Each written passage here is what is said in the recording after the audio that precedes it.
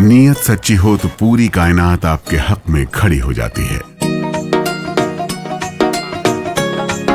ਮਾਨ ਸਰਕਾਰ ਨੇ ਨਹਿਰੀ ਪਾਣੀ ਦੀ ਸਮੱਸਿਆ ਨੂੰ ਨਜਿੱਠਣ ਵਾਸਤੇ ਬਹੁਤ ਵਧੀਆ ਕੰਮ ਕੀਤੇ ਆ। ਸਾਡੇ ਖੇਤਾਂ ਨੂੰ ਪਾਣੀ ਪੂਰਾ ਲੱਗਣ ਲੱਗ ਪਿਆ ਜੀ। मांझा, मालवा, दुआबा और पुआध के इलाके दुआएं दे रहे हैं। ਮਾਨ ਸਰਕਾਰ ਦਾ ਬਹੁਤ ਬਹੁਤ ਧੰਨਵਾਦ ਕਰਦੇ ਹਾਂ।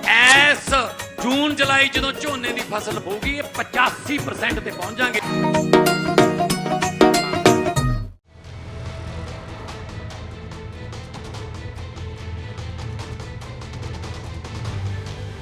अंतर्राष्ट्रीय संबंधों की दुनिया में एक बहुत प्रसिद्ध जुमला है, देशों के कोई स्थायी दोस्त या दुश्मन नहीं होते हैं, सिर्फ स्थायी हित होते हैं।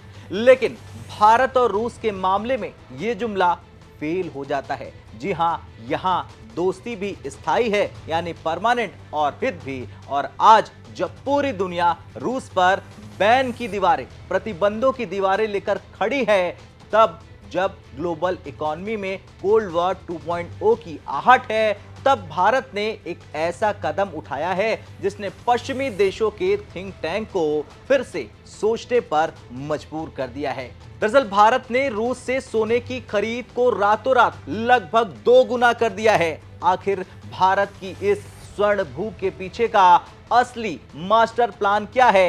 और सवाल यह भी है कि क्या भारत सोने के जरिए अपनी अर्थव्यवस्था को बुलेट प्रूफ बना रहा है? चलिए आज के इस विशेष वीडियो में जानते हैं और करते हैं इसका महाविश्लेषण। देखिए, आंकड़े कभी झूठ नहीं बोलते। भारतीय वाणिज्य एवं उद्योग मंत्रालय की जो ताजा रिपोर्ट सामने आई है और स्पुतनिक के डेटा के अनुसार अप्रैल के महीने में भारत ने रूस से $5.6 मिलियन मूल्य का सोना आयात किया है, अपने देश मंगाया है।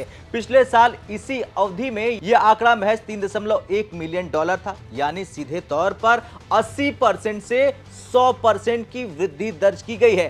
लेकिन यह तो सिर्फ ट्रेलर है, असली तस्वीर चांदी के व्यापार में छिपी है।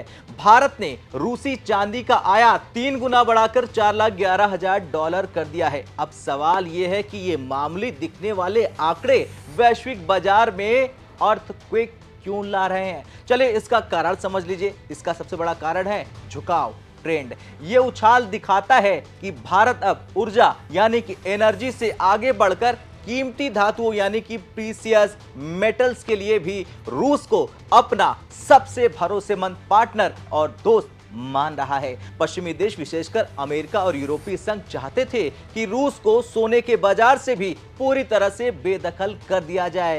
इन लोगों का मानना था, खेल था कि अगर रूस का सोना नहीं बिकेगा तो पुतिन के पास युद्ध लड़ने के लिए फंड्स की कमी हो जाएगी।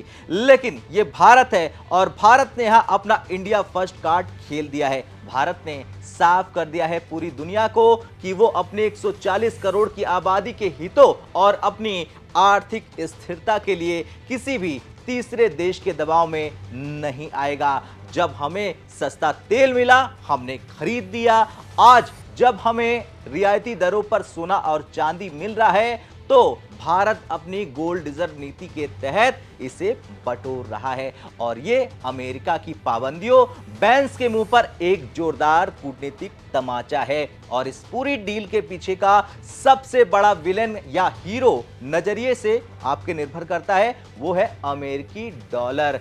दुनिया भर में ये चर्चा काफी तेज है कि भारत और रूस मिलकर डॉलर की बादशाहत को खत्म करना चाहते हैं। इसमें एक और नाम है चीन। अब रूस से जो सोना और चांदी भारत खरीद रहा है, उसका भुगतान करने के लिए अल्टरनेटिव पेमेंट मैकेनिज्म का इस्तेमाल भी हो रहा है। और अगर भारत अपनी कीमती धातुओं की आपूर्ति के लिए रूस पर निर्भर होता है, तो हमें अंतर्राष्ट्रीय बाजार में डॉलर की उतनी जरूरत नहीं पड़ने वाली है।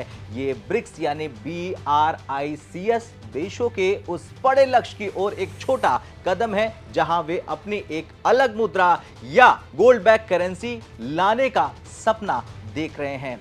हमें यहाँ पर दोस्तों ये भी ध्यान से समझना होगा कि अगर भारत रूस से हाथ पीछे खींचता है तो रूस के पास केवल एक ही विकल्प बचता है और वो विकल्प है चीन।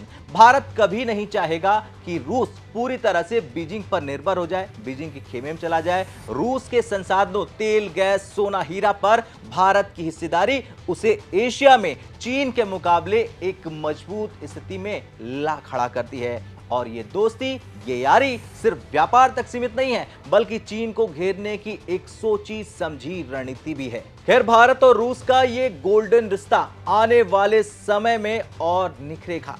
भारत अब केवल एक बाजार नहीं है, वो एक वैश्विक विनिर्माण केंद्र यानी कि ग्लोबल मैन्युफैक्चरिंग हब बनने की ओर अग्रसर है। और इस यात्रा में रूस जैसा पुराना और परखा हुआ दोस्त भारत के लिए रीढ़ की हड्डी यानी बैकबोन साबित हो रहा है। सोने का बढ़ता आयात सिर्फ एक वित्तीय लेन देन नहीं है, ये एक नए भारत के आत्मविश्वास की गूंज है जो अपनी शर्तों पर दुनिया से आंख मिलाकर बात करता है। अब मेरा अंत में आपसे सवाल है दोस्तों, आपको क्या लगता है, क्या रूस के साथ ये व्यापारिक निकटता भारत को अमेरिका के खिलाफ खड़ा कर देगी या फिर भारत दोनों देशों के बीच संतुलन बनाने में कामयाब रहेगा? और अंत में एक और सवाल है, क्या भारत ने सही किया है रूस से बम्पर सोना खरीद के? हाँ या ना में कमेंट कर अपनी राय जरूर दें। जय हिंद।